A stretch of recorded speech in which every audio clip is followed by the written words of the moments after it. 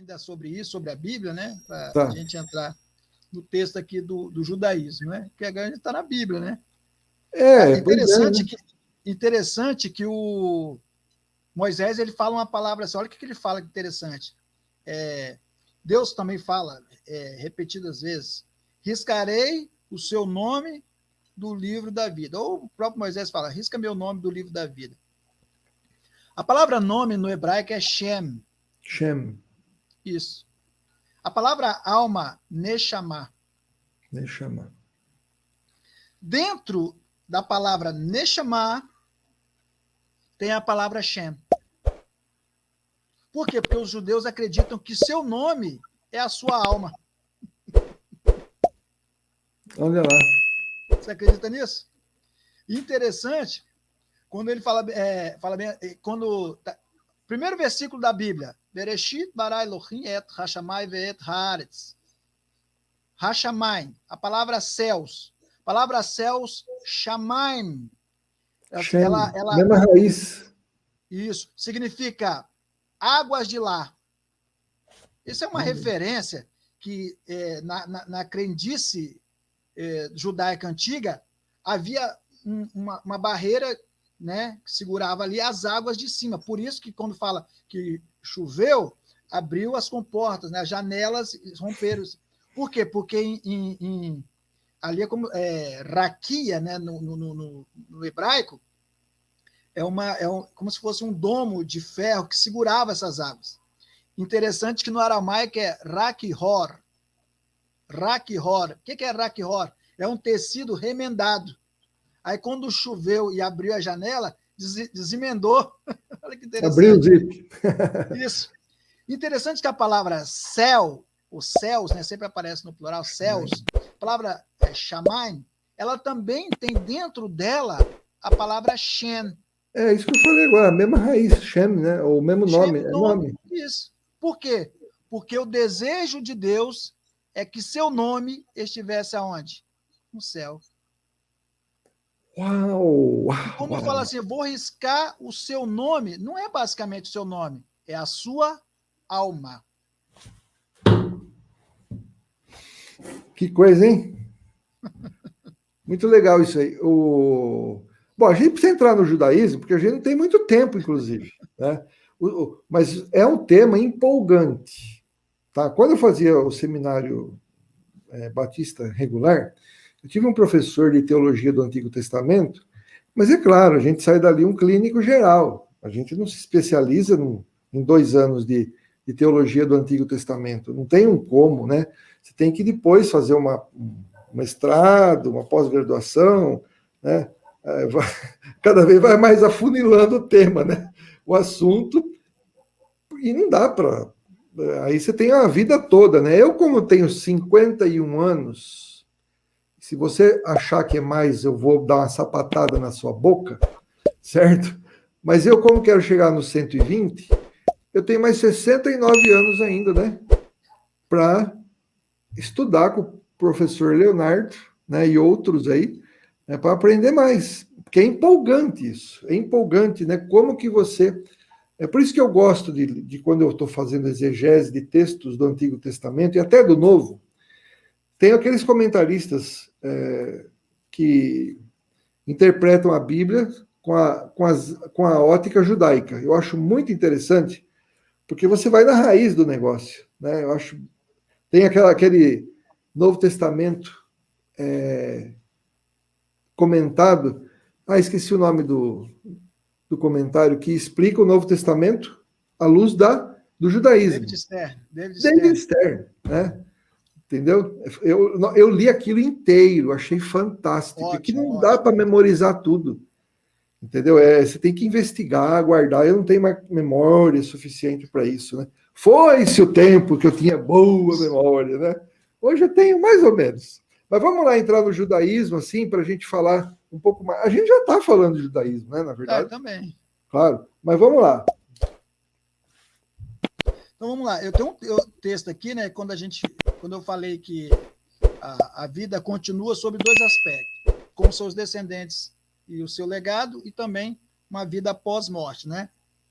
Essa questão do justo herdarão a vida eterna, no Midrash diz assim, os Tzadakim, apesar da sua morte, são chamados vivos. Os Rechaim, que são os ímpios, apesar da sua vida, são chamados de morte. Entendeu? Olha que interessante. Então, esses são chamados de mortos. Interessante que o Kohelet Rabá 9:4 diz assim, os justos são chamados de vivos até na sua morte, mas os mortos sabem que isso não se refere aos ímpios, que, mesmo em sua vida, são chamados de mortos. Então, o texto do Kohelet Rabá 9:4 refere-se a uma vida após a morte.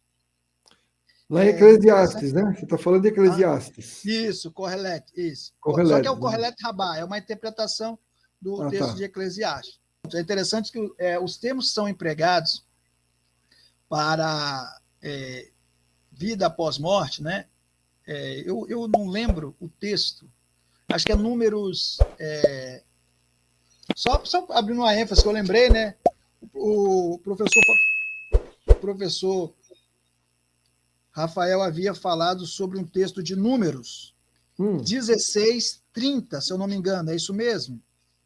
16:30, deixa eu só ver se é isso mesmo. Cadê 16:30? Cadê 16:30? Isso. Deixa eu ver se é isso aqui mesmo. Números 16:30. Sobre o que fala? É que falou sobre que havia imortalidade da alma, que eles desceram vivos ali para o Sheol. É esse texto mesmo? Não é o caso de Corá, Datã e Abirão? Que é número 16:33, acho que é. 16:33? Rapaz, eu estou numa cegueira aqui terrível. Eu acho que é, não estou lembrando. Não, também não está, não. Aí fala ali que eles foram para o Sheol, né? Ali está Sheolá. O rei ali é um rei locativo. Aí algumas pessoas me perguntaram, professor, quem está certo? É o Samuel, que fez uma refutação, ou o professor Rafael Rocha? Não tem como você afirmar que o professor Rafael está errado. Sabe por quê?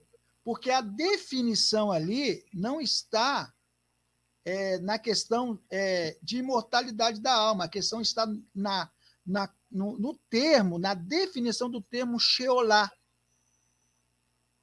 Claro que tem como você desfigurar isso. Eu conversando com o professor, falei que tem como desfigurar e apontei aonde eu possivelmente, por ser imortalista, não usaria esse texto, mas 33, tem gente falando que é 33 mesmo. É o 33, ó. Por que eu estou em outro? Eu tenho boa memória ainda, mais ou menos. É números 16:33. Não, mas não é esse não, tá aqui não. Números 16:33? Ou eu estou na página errada? Ixi, eu estou na página errada. Deus está me revelando que você está na página errada. Eu estou no 15. Aqui, ó. Claro, eu conheço esse texto. Aí tem aqui, ó. Lahem Chaim Sheolá. Lahem Chaim Sheolá. Enviou, né? Enviou vivos, né? Chaim realmente é vivos, literalmente vivos. Sheolá, no Sheol. Aí eu não posso dizer que o professor, baseado no texto, senão depois vão me pegar aí no chat ou nos outros. Eu não estou afirmando que no texto no texto não tem como falar que ninguém está errado. Não existe esse hebraísta que pode falar. Eu não usaria esse texto. Eu também não. Mim, não é prova. Por quê? Porque esse texto ele tem um monte de falhas, né? Vamos supor, eu gosto muito de cultura do Oriente. A cultura pré-dinástica do Egito, para você passar por Osíris, você tinha que apresentar bens materiais. E é interessante que eles desceram para o Sheol com os seus bens e a tua fazenda. Aí, meu amigo, você refuta esse texto nessa questão. Mas se for até aqui, ó, la reine, rain Sheolá, não tem como você falar, não, tá errado. Porque Sheolá, ele é uma variante semântica. Nós confundimos, professor, porque a maioria das pessoas elas falam assim: esse texto essa palavra é polissêmica. Não é polissêmica, ela é uma variante semântica, ela possui mais de um significado. Então, ela pode se tratar de sepultura algumas vezes, mas também ela pode se tratar de lugar dos mortos. Um exemplo disso, Bereshit, Gênesis 37, versículo 25. Sheolá, ali se trata de quê? Lugar dos mortos. Dos mortos. Todo ensejo, você vai ver que não tem como fugir dessa questão. É lugar dos mortos. Já nessa questão aqui, eu creio que seja um tom literal para aquilo que nós chamamos de sepultura mesmo, sepultura. E outro termo que é usado, a maior parte é boker. Boker. Desculpa, boker não. Boker seria manhã, né? Kever. A palavra kever ou keber seria a palavra usada para sepultura. É como a palavra no grego minimeio, é isso mesmo? Minimeio, né? É minimeio. Minimeio que é? Hades, né? Hades seria a palavra para lugar dos mortos. Então tem essa diferenciação. Então o Sheol, nesse texto aqui, só para a gente ter uma ideia, se você pegar só até aqui, nessa parte, não tem como esse hebraísta falar que através disso, é um termo, tem um relocativo, o relocativo vai indicar uma localização. Sim, uma localização. Eu acho que se não tivesse essa localização, seria até melhor, né? Estou usando aqui a Stuttgartense, né? Se não tivesse, seria até melhor, né?